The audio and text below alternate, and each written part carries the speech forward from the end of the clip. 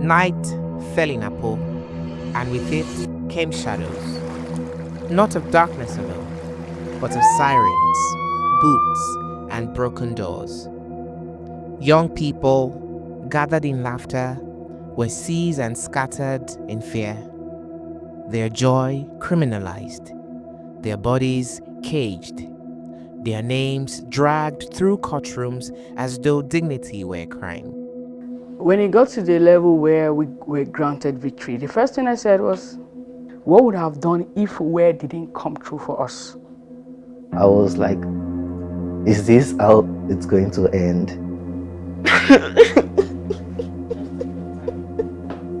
I was helpless. I said I was going to serve WHER.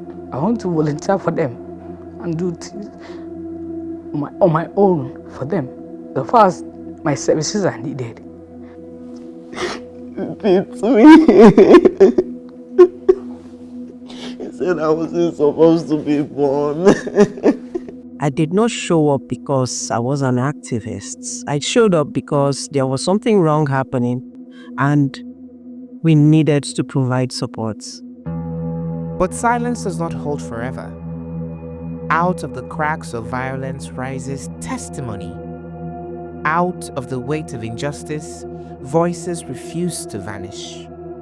This is Apo24, a story of pain, yes, but also of memory, of defiance, of surviving when the world insists you should not.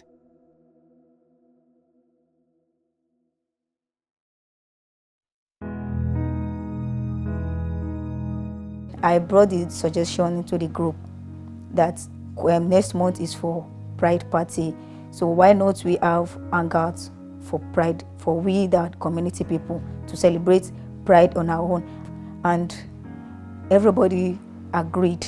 It was Pride Month, June 2023, and I got in contact with an old friend, and I asked her if she knew of any Pride parties or that I could attend. I would like to connect with other community members for Pride. He chatted on WhatsApp and sent me the invite. It was like a flyer. So that was how I was invited. I don't know what words to use, but I never knew the location. I lost my way, and rain bit me on the way, and my period started on the way. I was wearing a white dress, so clearly, even if it's a little stain, you definitely see it. But I was soaked. I got there and I needed to change, so I just asked them, please, is there like a bathroom and can I have pads? They directed me to a room. I called there, but I didn't see anything, so I had to come out and ask them again. So I just came out and then I saw policemen, like lots of them coming in. I'm like, okay, because Nigeria, my country, once you see policemen, they definitely came for like maybe somebody's holding hard drugs or Yahoo boys. So I felt like, okay, it's an hotel, yeah, and maybe there are Yahoo boys in the hotel. So all of a sudden, somebody just pushed me from my back, like into the hall, because I just came. I'm not ready. I'm not in the hall. I haven't even entered. He just pushed me in, and the next thing I heard was, all of you go down. I'm like, go down, okay. They cocked their gun, more than 15 men, heavily armed. At first, I thought it was armed robbery, so I hid my phone, thinking like, okay, it's a robbery, hide your phone. I didn't think about hiding the other things on the table or anything. My mind was just, hide your phone first. And we're like, okay, next thing we're like, this is the police, everybody go down. And the baby girl went down, all of us went down, we knelt down. What did we do wrong? Bring your phone, bring your phone. I had two phones then, my iPhone and Android. I had to give them the Android, because the iPhone, a lot was not iPhone, I had to hide it. So give them the Android. We didn't give us a chance to talk. One of my friend that made me stay, slaps her. So she was trying to pour herself her drink, like, because she was surprised, like, what did we do wrong? We're just playing games, nothing bad. Everybody coming to that party has a gate pass, and I'm going to ensure that anybody that is going to come inside must show me, which was done. Some minutes past 12 midnight. I actually noticed movement, but I wasn't so sure. So at the time, because there's this particular man that sat directly opposite the hall where I was standing. I was just seeing him peeping and all that, but because he had not made any, because the two guys confronted me, they wanted to enter the hall, so I stopped them. They came for the second time, and this same man that I said sat and was looking at, told them to leave us alone. It's not their own event. So they left. So let me say like 5 minutes after we've started playing music, playing games, taking our drinks. I noticed a movement, but I wasn't so sure. I can't be exact as at now, but I knew that it wasn't up to 20 minutes when I saw the gate open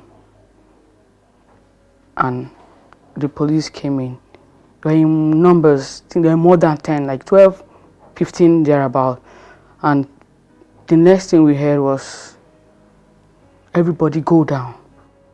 Truth be told, when I saw them, I couldn't just envisage what was happening. Then they decided to bring everything you have on. They collected our phones. That was it.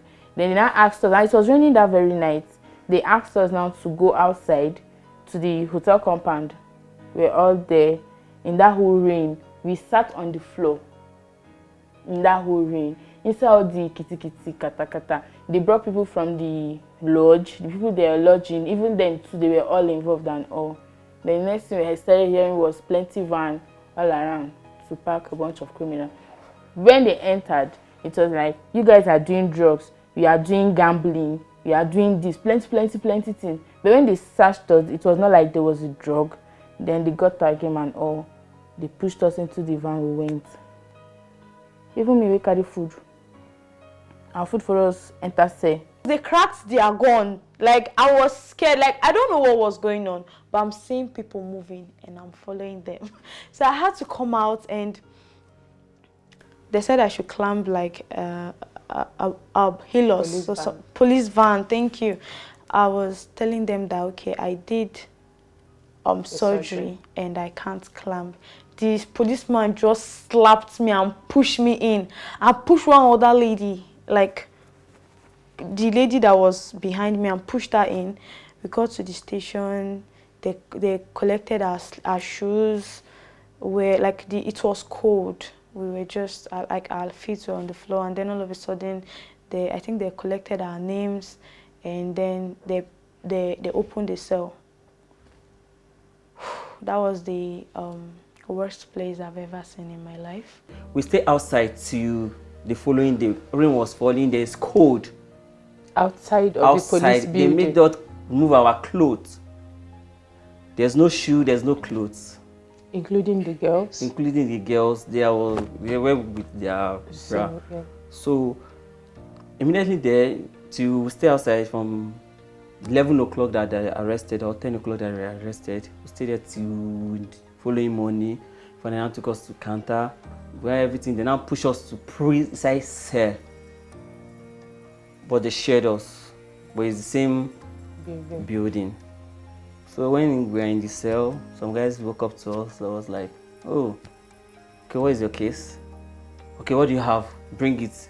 They started bullying us at the cell. What do you have? Was it in terms of money or in terms of your personal belongings? Money. They collected wristwatch, and some of us was having earpod in our pockets. I was on my period on the day they arrested us, and that was my day too. But because of the trauma, my period ceased. So that one was health-wise. It ceased immediately because of the fear and the trauma. The rain beat us. The next morning, the sun was shining upon us, and there was no restroom. I would say, if you want to go and ease yourself, you got, like, we are easing ourselves inside there, and then you will be lying down on top of our piece and everything. Like, I knew how much I treated myself when I left that cell. You understand? The rain for like, I think this happened around rainy season. So imagine, and when I'm telling you, like, this is our cell, this is the main cell. Like, if eventually one of the men come out from there, we are dead. When we were entering, the men were like, if you are removing our clothes to pee, the men are seeing us. I don't know if you understand what I'm saying. So come rain, come sun, good bed box, all these shades, like everything was on us. Yeah, even if they are telling, because I have cold, I have pneumonia. I told these people I have pneumonia, I can't sleep on that cold stuff. They said that's your business. But you will be, as you be gay, don't say again pneumonia. Imagine that kind of word. That's what Madam Esther said. That's the policeman. He said, so you know, say you get cold, but if not, the leak woman to do, you sabi that one. Yeah. Sunday, the organizer of the party gave me 2 missed calls. I was still sleeping in the middle of the night, and my colleague presently, but he wasn't working with us at that time. He was in Calabar at that time. He called me and described someone and said he feels she's part of the 23 people, or part of the people that went to the party that were arrested. At that moment, we didn't know there were 23 persons. So immediately I got that, I called the organizer of the party, and in police stations, they take your phones and then they give you periodically. So when she got her phone back, she called me and then she told me we were arrested, they busted us, it was about 5 Hiluxes, over 20 policemen, armed to the teeth, and they told everybody to lie down, and they packed all of them, squeezed them into a van like sardines. So at that moment, I think I broke down first, and then I tried calling my supervisor at the time and some of my older colleagues, but they were not reachable, so I had to reach out to the HR.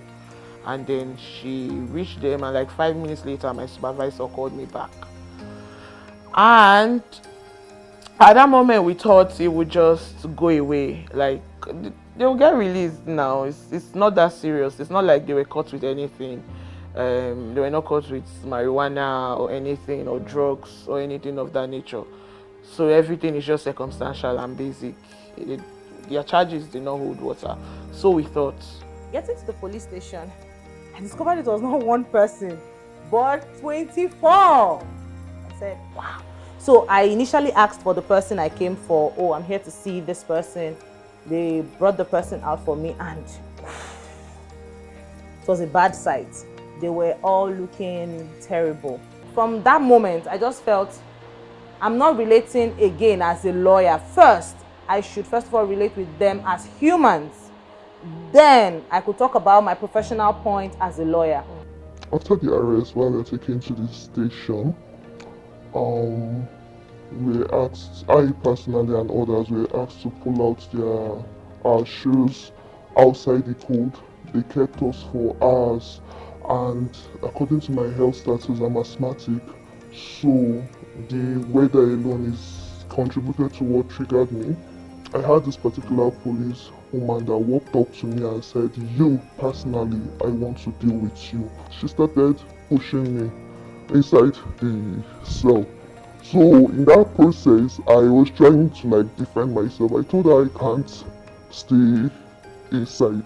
So she carried the key and she was beating me mercilessly. So I was trying to defend myself, and that's when another police officer came. Instead of him asking what happened, he joined her and was hitting me, flogging me with their cane and all that. So I was just being like me against the police people, like they were much, and they were just forcing me inside. They flogged me till I really don't know what happened. I passed out. What does it mean to wake and find yourself a prisoner of prejudice? To sit in a cell, counting breaths, counting hours, wondering if freedom will ever call your name again.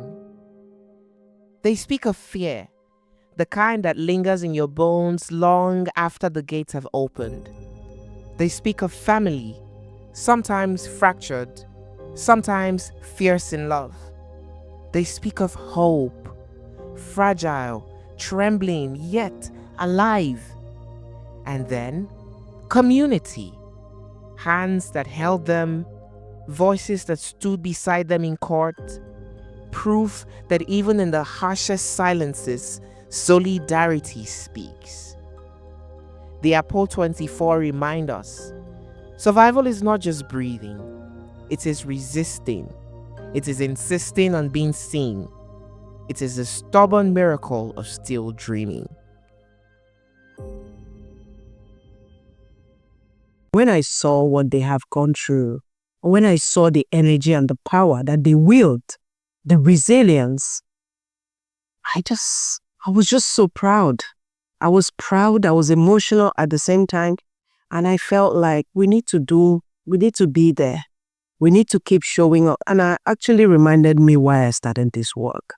So my involvement came from the first, from the instincts of, let me help this person, humanity, than, oh, let me go as a lawyer and do a professional thing. And no, I wanted to help. This is not right. How can we make it right? How will you cramp 20-something persons and in a very deplorable condition and all of that? I just wanted to see that everybody is safe.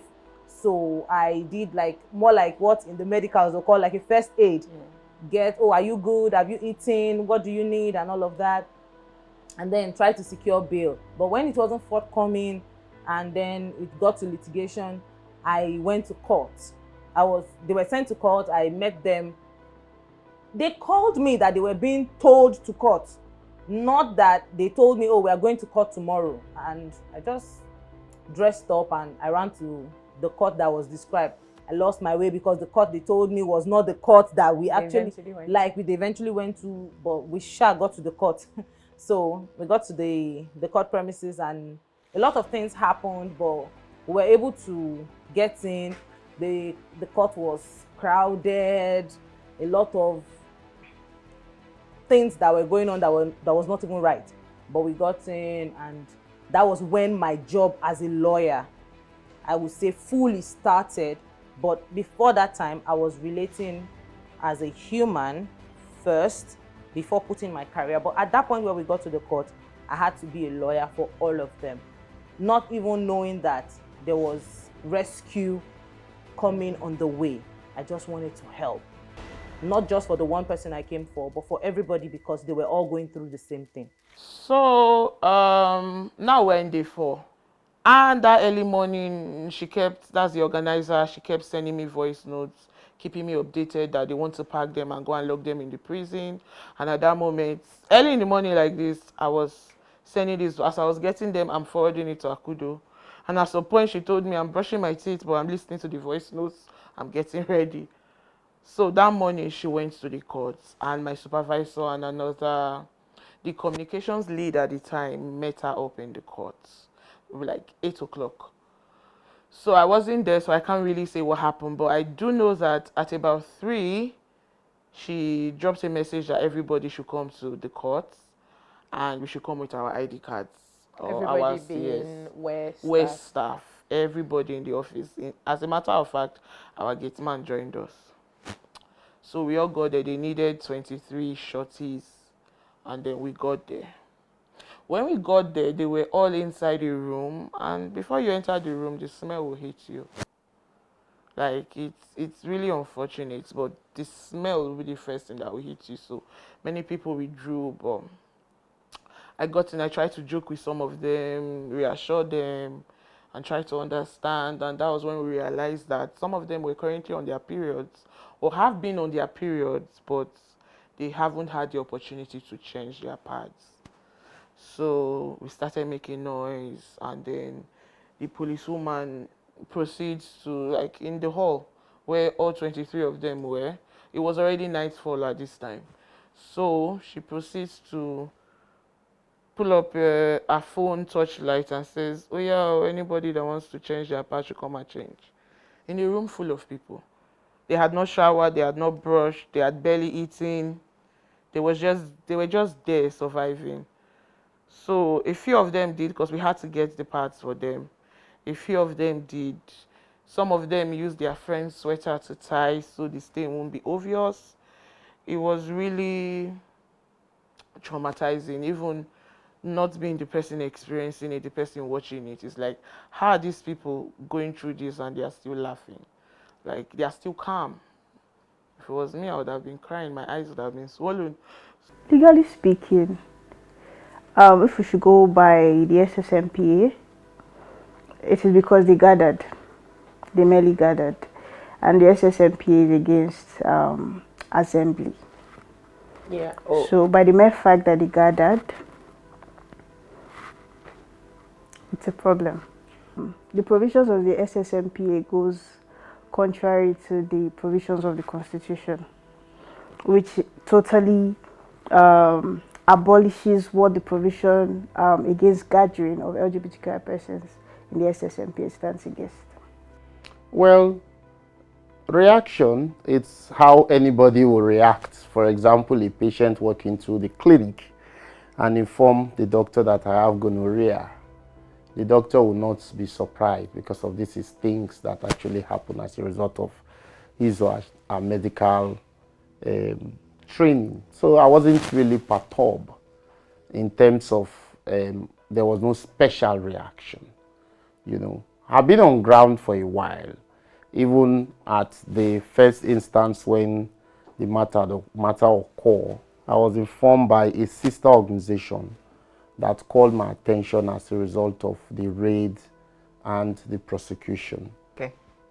In criminal trial, before the court can proceed in entertaining the matter, hearing from the litigant, the first is that the parties must be in court, because the trial is against the party and not against the counsel. Unlike normal civil disputes that you can choose not to be in court except the day you want to hear your matter. And with the advent of several rules of using Zoom and other electronic media, you cannot or you may not even present yourself physically within the four walls of the court in hearing your matter. But in criminal trial, firstly, the law expects you to be in court. So the date at issue, some of the parties were not in court. So in order to walk through that trajectory, we have to use some aspect of the law that talks about a trial in the absence of the party. But beforehand, we ensured that the sureties were in court. And note, why some of these difficulties actually come to be. Like I told you ab initio, the first challenge is the parties. Some of these parties don't stay around within the jurisdiction of the court. Because of you could find somebody coming all the way from Maiduguri, Sokoto, Taraba, and different areas in order perhaps to attend a birthday party or a celebration. So after their initial release, the difficulty is now, how do you bring these people to stand their trial? You know, we didn't even know most of these people. I think I only knew about 2 persons out of the 23 personally. But we dropped everything, like WHER dropped everything. We were ready for whatever situation was waiting. We didn't even know what was waiting for us, but we just dived in head first. And I think it was someone's first day that day, and that was his welcome to work, which was unfortunate. And by the way, my boss is a masculine presenting woman, but for the sake of this case, she came to court very feminine. At first I saw her, I didn't recognize her, and I was like, where is boss? I was like, oh my God. You know, she tied her hair, she wore a dress, the ring she wears here, she puts here, she wears a small watch, and it just went to show the passion, the commitment, because a lot of persons who want to withdraw and say, this is me, I can't change for anybody, but she didn't think twice about it. Inhuman treatment is inhuman treatment. They were not treated like humans at all. They were looking to use them as scapegoats. They were ready to call the press to take their pictures and put them in the front of newspapers. And we had to say no. I said, no, you can't do that. You can't do, these are human beings. And you can't do that without the presence of a lawyer. And we had to find a way. I mean, if I wasn't an ED, I would still do the same thing because this is what is right. We have to just try and do what is right.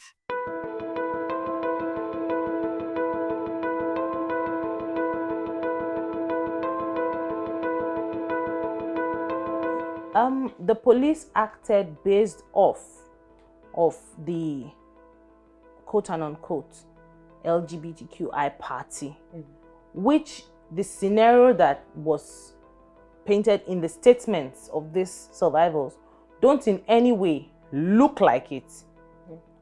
But because of a particular dressing, hairstyle, appearance that they perceive, they give a general misconception that, oh, this person, they profile those persons as, these are the people we are looking for.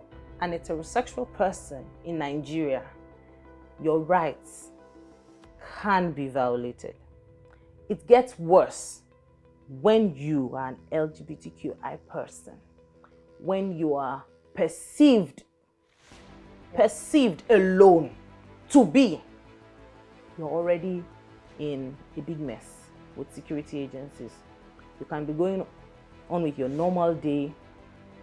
A stop and search can get you into a 5 years, 2 years, 3 years. If you're lucky, upon negotiation, a few hours, yes, of terror. So it's worse that your human rights can be violated as a person, and it is worse that it can be violated as an LGBTQI person in Nigeria. The SSNPA is like a draconian law. It is the law that is against LGBTQI persons.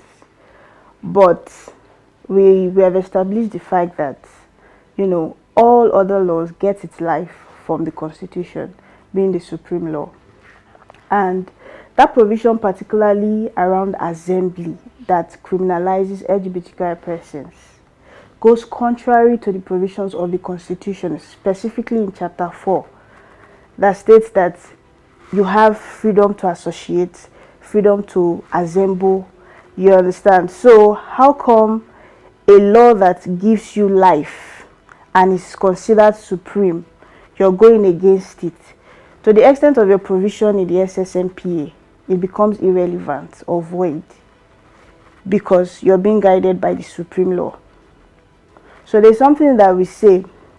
They said any law that goes in contradiction to the Constitution, that law is to the extent of itself void. So the Constitution still reigns supreme above every other law. If the Constitution says you have rights to assemble, and if the Constitution says you have rights to be who you are, it is non-discriminatory. How come there's a law that now discriminates you as a person and for you to associate or even assemble in the first place?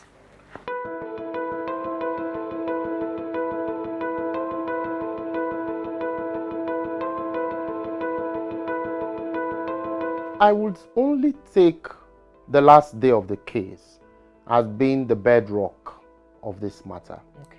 You know, beforehand, just to give you a bit of an idea of what transpired in court, the courts have had series of adjournments, and the adjournment in most cases is consequent on the action of the prosecution. So the adjournment before the last day that these people were freed was to the effect that the court had given a definite hearing order that if they fail to attend the trial, of course the court will make the necessary application.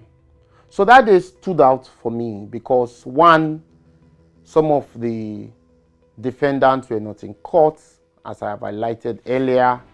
Secondly, it was a date meant for definite trial. So the way the court dissuaded himself, you know, remove himself from the mainstream trajectory of belief and understanding of what people think about, for the sake of this conversation, the LGBTQ community, as against the provision of the law, was the hallmark of the case.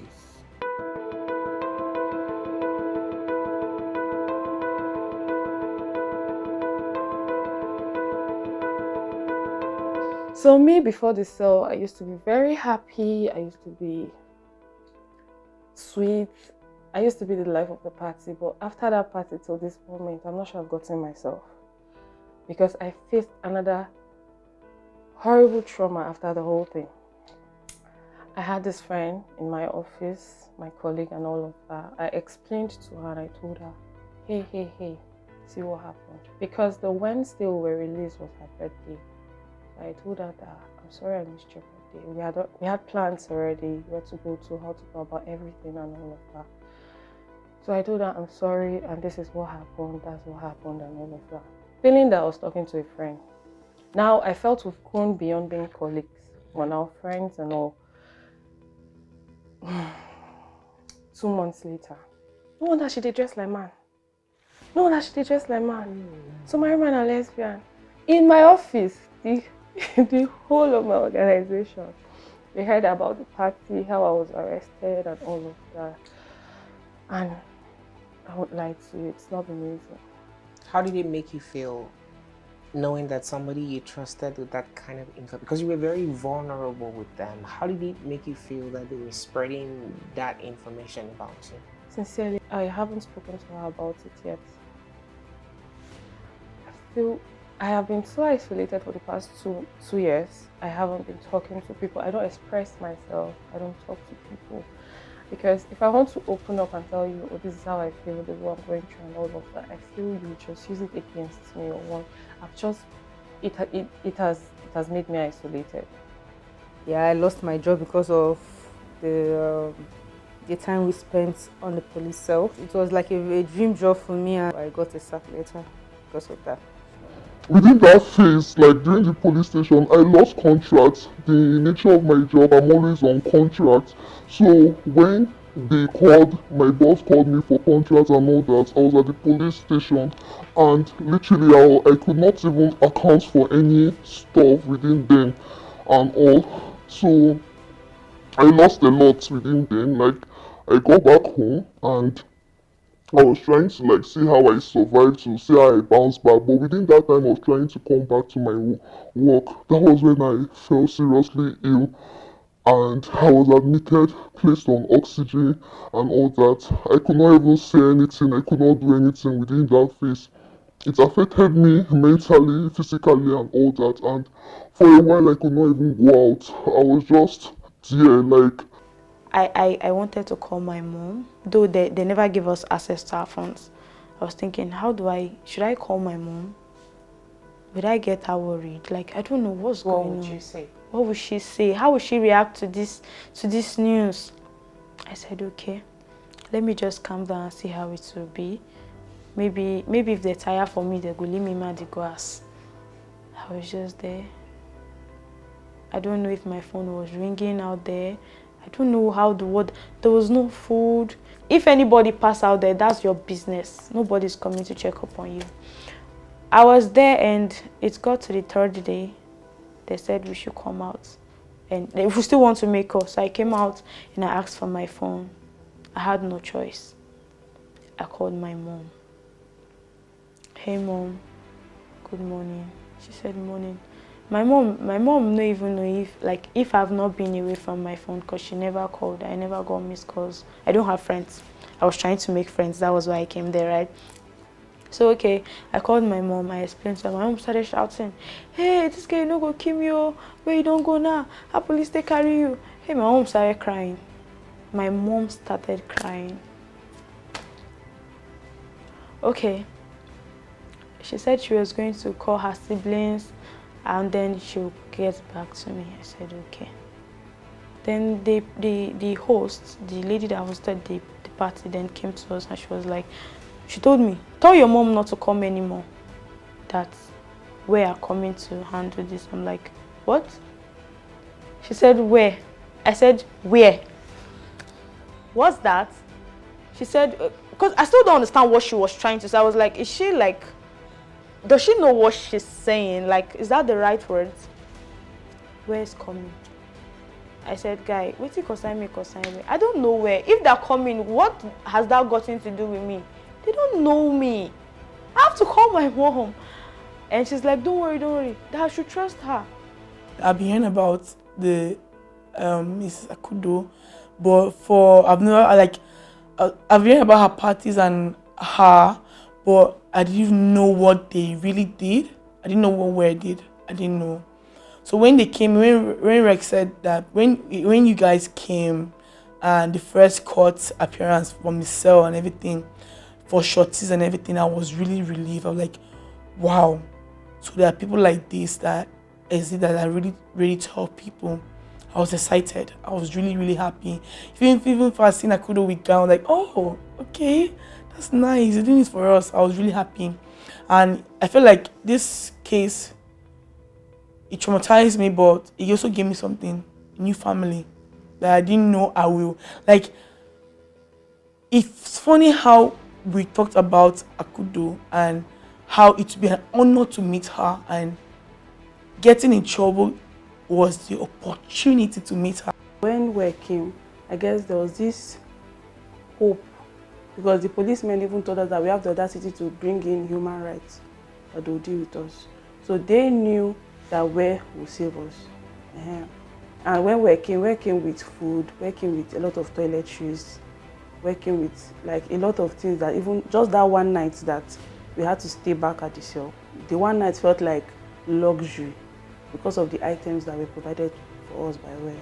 That was my first time ever knowing that there is even an NGO in Nigeria that helps people like us. Like I don't even know that there are people that are helping gay people in Nigeria. So when they came, I was so relieved. They came, they brought Chicken Republic food for they came, they were asking, what do you guys need? Like in the cell, I don't like in the cell they have not eaten for like days. I couldn't even eat. It's not like I was not hungry, because only the smell of the rubbish I'm perceiving is enough for me.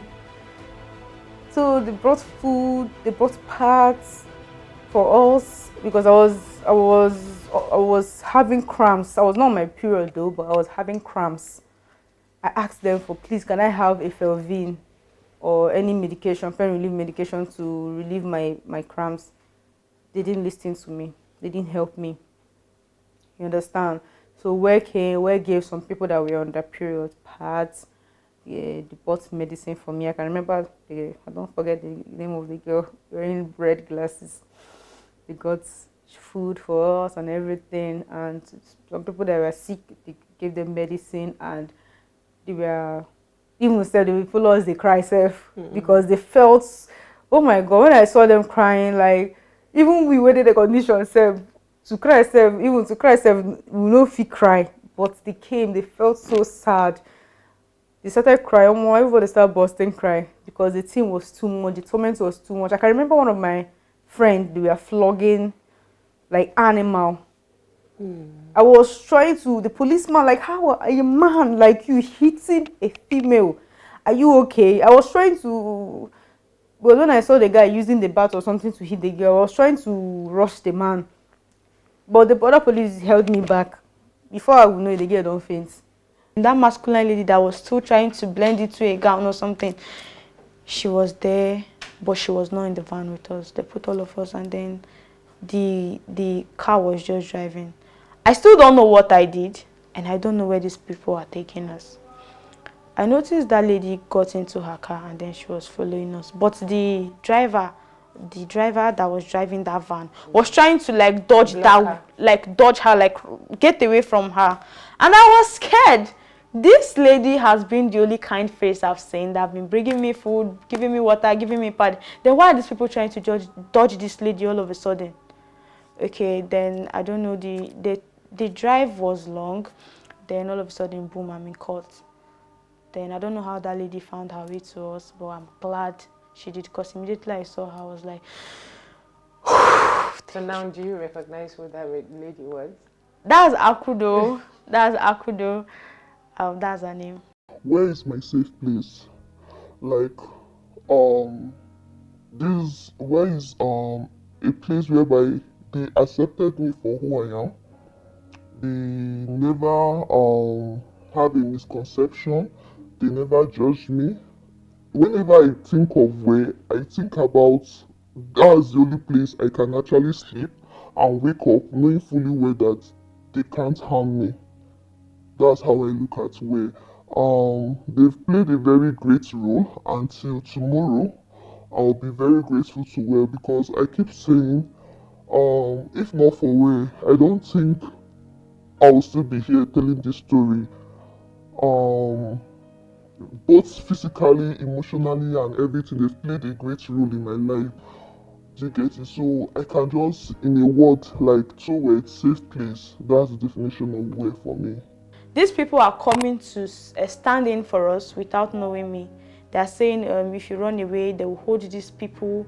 These people will go to jail for you. And I'm like, and these people they don't know me. I might run away. But they are here. They are like bringing out their ID card, their voter's card to be honest, I don't think any of my family would have done that for me. One thing that with this particular Apo24 incident is that, and other ones that have happened, is that they do not have risk measures in place. They do not plan, particularly around risk. They do not identify risk. They do not, analyze it. Neither do they have plans to mitigate it if it should happen. You understand? That it's critical in this sphere that we are in. You must make plans. LGBTQI communities, NGOs and persons need to be well equipped with their rights, either by advocacy. There should be information at the fingertips of these persons to aid them, because knowledge is power, whether we like it or not. And when you're armed with knowledge, you can go further and your journey will be faster. Normally we have parties, people have parties, but nobody ever thought it would end like that. So it made us more safety and security conscious. Oh, what could go wrong? What could happen? Showed us the lapses, and we came with a plan to bridge, these gaps. So more safety and security conscious, more mental health resilience, and more SRHR advocacy. It's not like we weren't doing before, but it just, it just reiterated that it can never be enough. We have to keep doing more. Well, the beauty of this thing is the fact that every win in itself is a precedent. Every loss is also a precedent.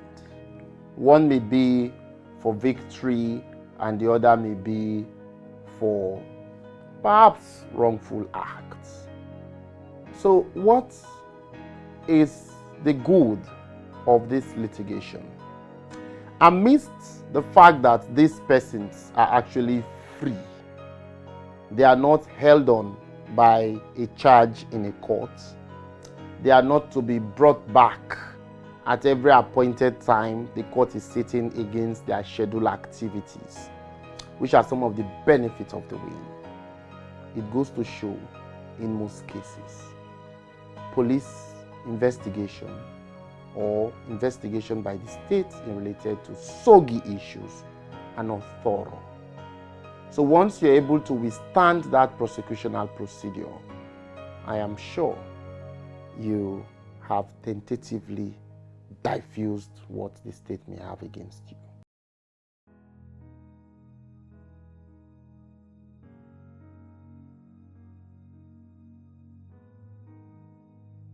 I want to say I love WHER a lot, because since the incident, and I used to think I was a feminist, I didn't even know their deeper part of fighting for human being.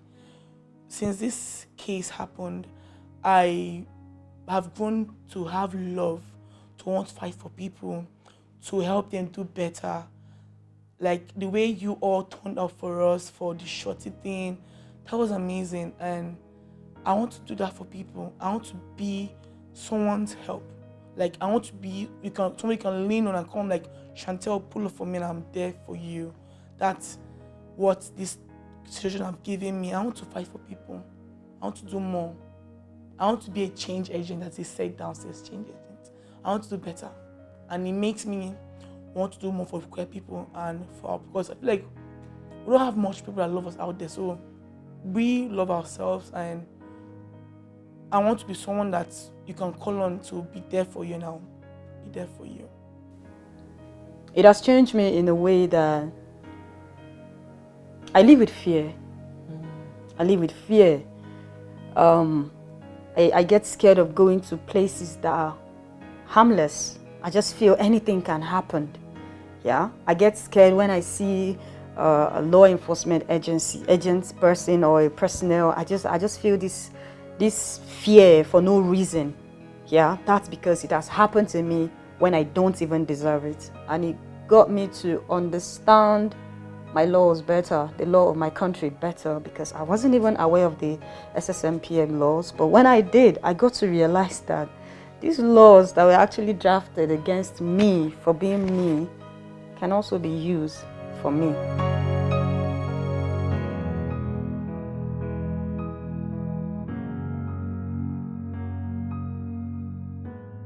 First, I would say when they arrested the 23, they coerced them into giving their signature. And from the statement I got for some of them, the police told them, I am writing this with my lawyer, or I do not, I waive the right to have legal representation, and I'm giving this statement out of my own free will.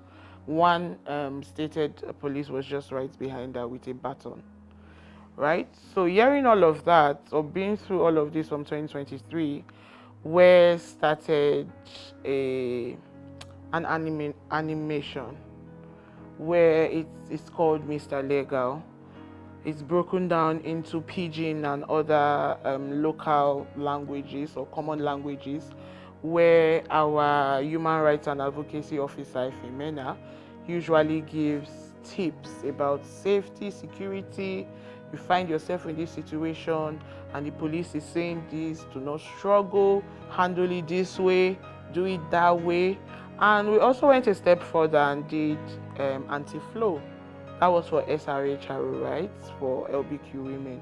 So it's just basically doing what we can, doing the most of what we can to make Nigeria or the world better one day at a time. And I know sometimes it seems like we haven't gotten there, but I know there's been a lot of progress. Firstly, you should not even be subject to dehumanization. Because even as a suspect, before you are tried, before you are jailed, there's still presumption of innocence. So all the rights enshrined in Chapter 4 of the 1999 Constitution is still very much available to you. So they have to treat you with dignity. No police officer is supposed to hit you. Even though you are, unless you are being caught in a criminal act and you're trying to, resist arrest, that is when they are supposed to use reasonable force. But in their case, that wasn't it. Apo24 case. But you saw how they were dejected, they were dehumanized. We can actually challenge that in court. That was what we used then. One of the participants, they just had a gun on the table, the DCO, I think the DPO. He had a gun on the table and she started to say all sorts. Fear. Fear is part of what we are sensitizing these people about. They don't have that right. The police does not have the right. Even if they, exercise powers outside of what, is given to them, we can challenge it in court. So you should not be scared in such a situation, posed with such a situation. Don't say something out of context. They are just trying to cajole you. You are there, you are there.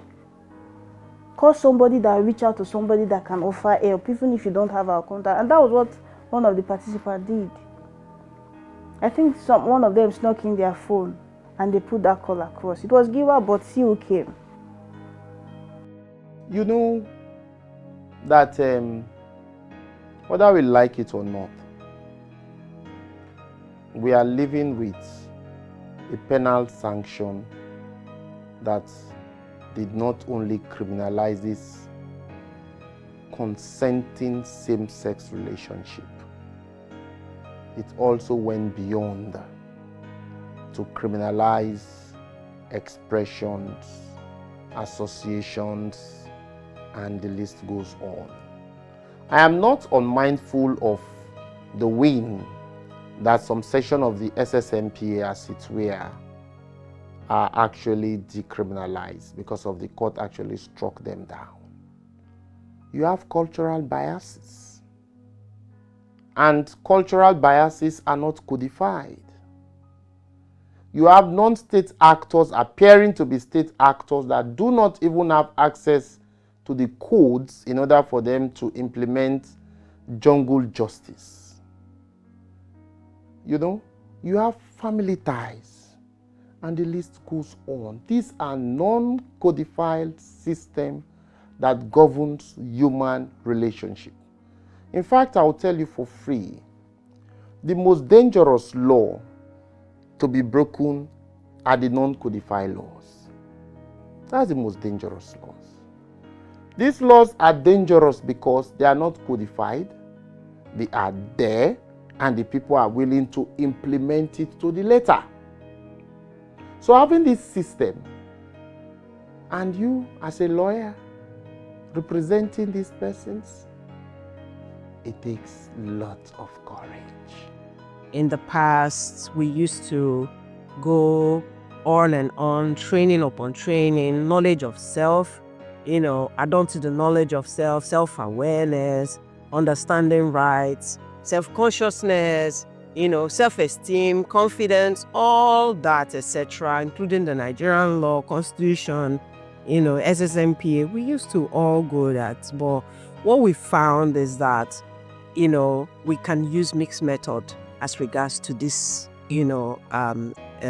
awareness creation, and mixed method in form of like what we're doing here, creating this documentary. I don't need to tell this story over and over and over. And also the fact that if you tell a story over and over and over, it starts to lose its content and strength at the same time. And even the emotions that come with it, the people that are telling the story, that experienced it, will lose touch around how we felt, the trauma they experienced, etc. So we are using new media, a form of the documentary. We're using movies also to tell stories about, consciousness raising, etc. We are also using, skits, online skits, to provide information and put it out there. We're using cartoons. We have some cartoon series in form of paper cartoon that we have also done for us to continue to use it to empower people. Regardless of that, we also do empower the community to empower herself. So we continue to train people, and then we train them as key influencers so that they will be able to continue to pass the message within the community. The truth is there's a level to what I can do personally. We need to continue to activate community members to also take up this awareness creation and sensitization of the community, including allies as well. I need you to understand that nothing is wrong with you. You are okay. You are perfect. You're good. And there's going to be a time where you're going to be safe, fully safe, even though you're not completely safe. But you will be safe because there are people out there watching you, and you're not alone. So I would say my new language, my new vocabulary is: you are stone-born.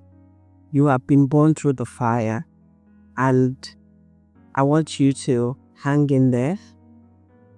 You are courageous, you're brave. Even if you're not brave, you are thriving. Hang in there. It's going to get better. And don't ever think that you're alone. We are with you. If it's not physical, we are with you. We connect with you in the spirit.